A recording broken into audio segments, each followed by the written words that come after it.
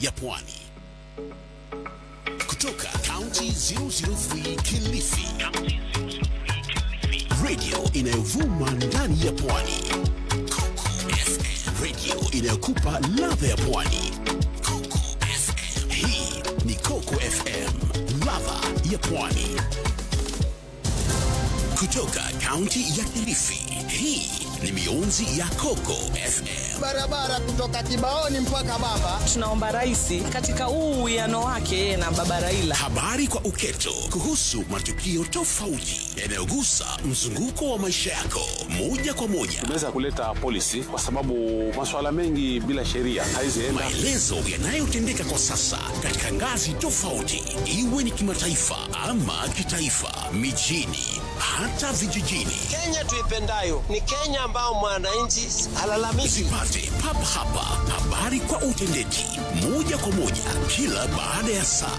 Hii ni mionzi ya Coco FM. Ni Jumatano ya tarehe 26 mwezi wa 3 mwaka 2025 na ni matumaini yangu kwamba mchana wako unakupeleka vyema. Karibu kwa mionzi ya Coco FM awamu ya saa 7. Mimi ni Janet Mumbi.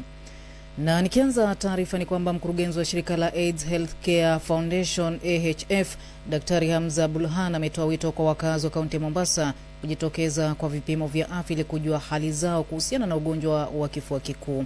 Bulhan amesema kati ya watu 100,000 kwenye kaunti ya Mombasa, watu 320 wana ugonjwa wa kifua kikuu, na kusema ikiwa wakazi wa Mombasa watafanywa vipimo hivyo, huenda maambukizi ya ugonjwa wa kifua kikuu yakadhibitiwa vilivyo kwenye kaunti ya Mombasa. Kwa kaunti ya Mombasa vile tuko hapa, takribani tunaweza kusema kiwango cha maambukizi 20 kwa kila watu 100,000 wako na TB. Kitu ambacho tunakijua kwa hao 320 kati ya kila 100,000 ni kwamba wanaume wameathirika zaidi kuliko wanawake, na watoto wanachangia 17% ya visa vyote vya TB katika kaunti hii. Kwingineko ni kwamba ni afueni kwa familia moja eneo la Half London, Mbudzi, Jaribuni, kaunti ya Kilifi, baada ya mwili wa mpendo wao aliyefariki dunia nchini Saudia kuwasili na kuhifadhiwa katika makafani ya hospitali ya rufaa ya Kilifi hapa kaunti ya Kilifi. Akizungumza na Coco FM nje ya makafani hayo, Kamanza Mundu Chivatsi, ambaye pia ni mmoja wa wanafamilia, amesema licha kwa iliwawia ugumu kupata mwili wa mpendo wao Sofia Mele Emmanuel, hali ilibadilika baada ya Coco FM kuangazia taarifa hiyo, kwani walimudu kupata msaada wa haraka. Sasa tulivyoshughulika, lakini ilikuwa ngumu kabisa kupata mwili wake. Lakini Coco FM ilipokuja kuangazia hili jambo, saa hii nashukuru Mungu, hivi leo tumeuleta mwili, tumeuweka mochari na tumepanga siku ya kuzika huo mwili. Lakini kabla ya hapo, baada ya Coco FM kuja, lililofanyika ni kwamba kuna watu waliguswa na kuangazwa kwa jambo hili na wakashughulika. Walivyoshughulika, ndio maana mwili tukaupata tangu jana, tukauleta leo hapa kutoka Nairobi. Saa hii tumeweka mochari. Kwa upande wake, Nicholas Banzi amesema kuwa kupitia muungano wa mawakala wanaoangazia masuala ya wanaofanya kazi ughaibuni, walianza mchakato wa kurejesha mwili huo hapa nchini Kenya, na hatimaye mwili huo ukawasilishwa hapa nchini. Wale ndugu zetu na madada zetu wanaofanya kazi kule upande wa Saudia, hasa dada yetu Sofia alipokuwa akifanyia, walisisimukwa na zilizoangaziwa na Coco FM ya kwamba familia walikuwa wanalilia sana mwili wa mpendo wao na usijulikane ni lini ungekuja. Basi moja kwa moja kwa ushirikiano na wale wana Gulf ama Team Gulf in general, waliweza kututuma mimi na wawakilishi wengine wawili ili kuhakikisha kwamba tunafuatilia swala hili la mwili wa dada Sofia ili ukapate kufika Kenya.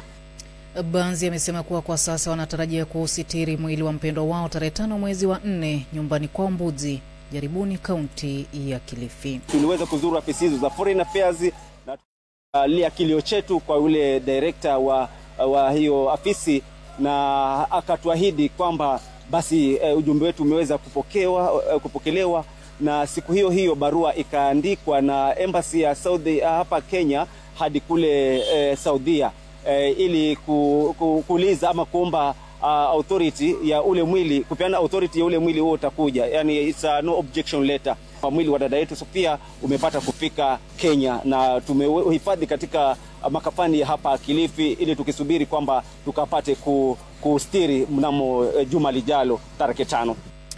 Kwingineko ni kwamba katibu katika idara ya uchukuzi nchini Mohamed Dagar amesema serikali ya kitaifa imetenga shilingi bilioni 2.5 kwa ajili ya ununuzi wa feri mpya ambayo itatumika kwenye kivuko cha Likoni, kaunti ya Mombasa. Akizungumza akiwa Mombasa, Dagar amesema feri hiyo tayari inaendelea kuundwa na itakapokamilika italetwa hapa nchini Kenya ili kuanza kuhudumu.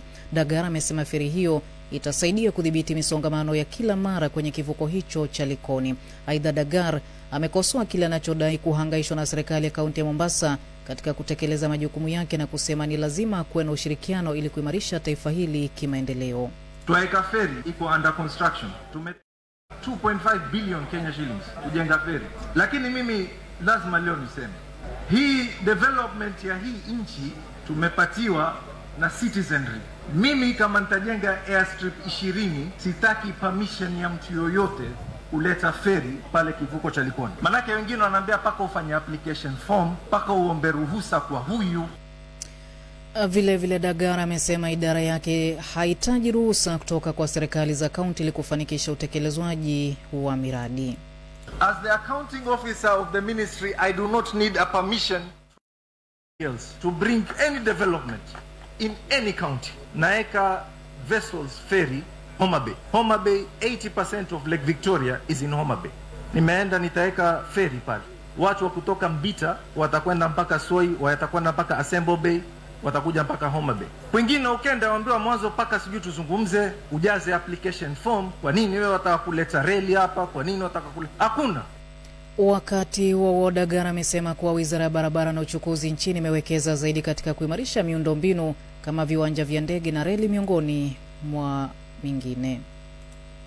Ukianza kule Takaba Mandera tumejenga airstrip. Ukishuka Wajir tuna rehabilitate ile main airstrip.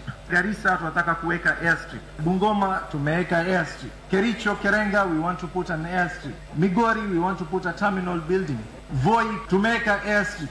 Pale Diani tumeextend runway na tunajenga terminal building mpya. Malindi we are putting up an airstrip. Ukija hapa Mombasa tumeweka link sasa ambao ukifika Miritini ukija na SGR tutakuvusha mpaka station town. Na kwenye kaunti ya Kwale ni kwamba idara ya usalama nchini imefanya uhamisho mkuu wa polisi eneo bunge la Msambweni kaunti ya Kwale kama njia mojawapo ya kudhibiti magenge ya uhalifu kwenye kaunti hiyo. Kamanda mkuu wa polisi eneo la Msambweni na ambaye pia amekuwa akihudumu kama mkuu wa kituo cha polisi cha Diani amehamishwa kufuatia mashambulizi ya vijana ambao wamekuwa wakiwahangaisha wakazi kwa kuwashambulia kwa mapanga. Robinson Langata ambaye alikuwa mkuu wa polisi eneo la Tigani Magharibi ndiye kamanda mpya wa Msambweni ili kuimarisha utendakazi wa vikosi vya usalama. Uhamisho huo unajiri kufuatia msako mkali wa usalama, vikosi vya usalama vikiripoti kuwakamata washukiwa 25 katika harakati za kurejesha utulivu eneo la Diani.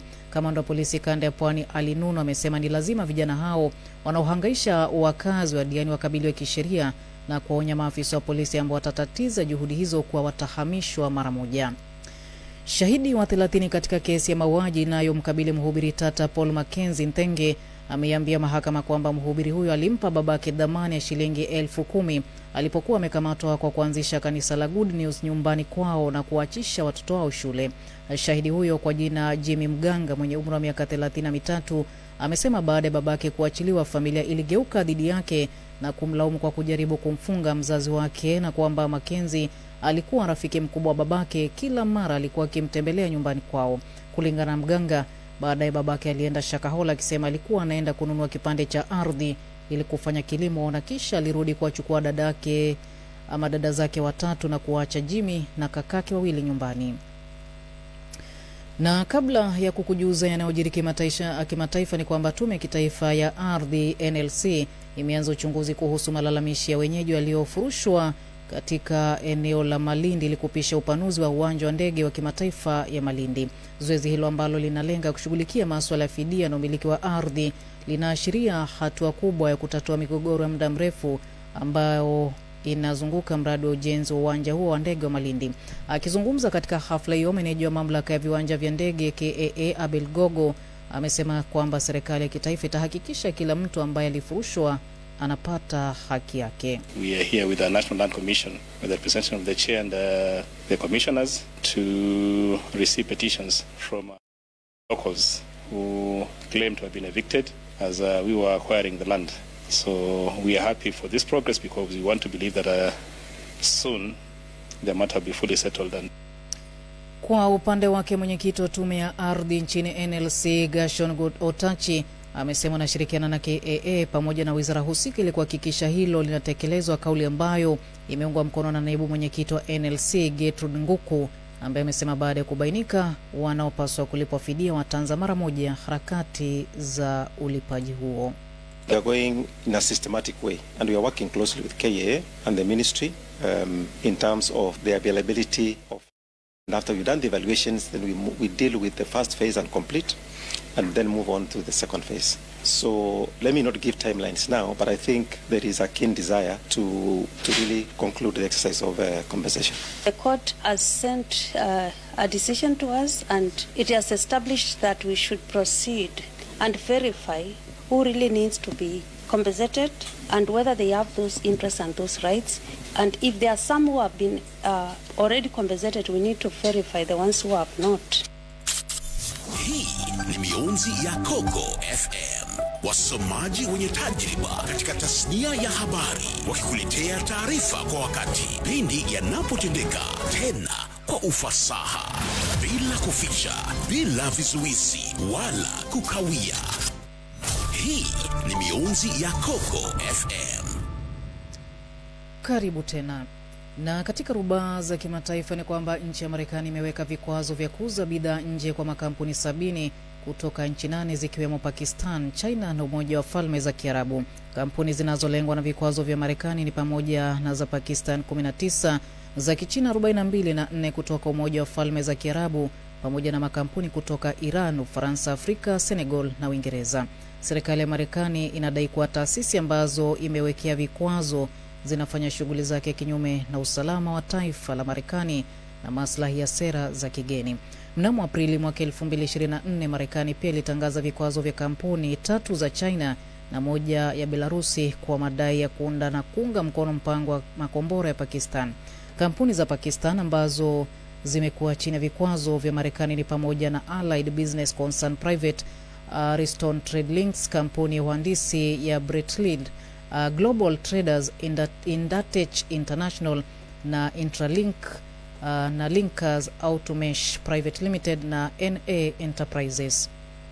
Ni saa 7 na dakika 12 zimekatika, na kufikia hapo sina la ziada kutoka kwangu ila kutamatisha mionzi ya Coco FM awamu ya saa 7. Tupatane tena pale mwendo wa saa 8 mchana ambapo nitakuwa narejea na muktasari wa mionzi. Mimi ni Janet Mumbi. Hii ni mionzi ya Coco FM. Yanayotendeka kwa sasa katika ngazi tofauti kila baada ya saa. Hii ni mionzi ya Coco FM. Coco FM inajizatiti kukuletea matangazo na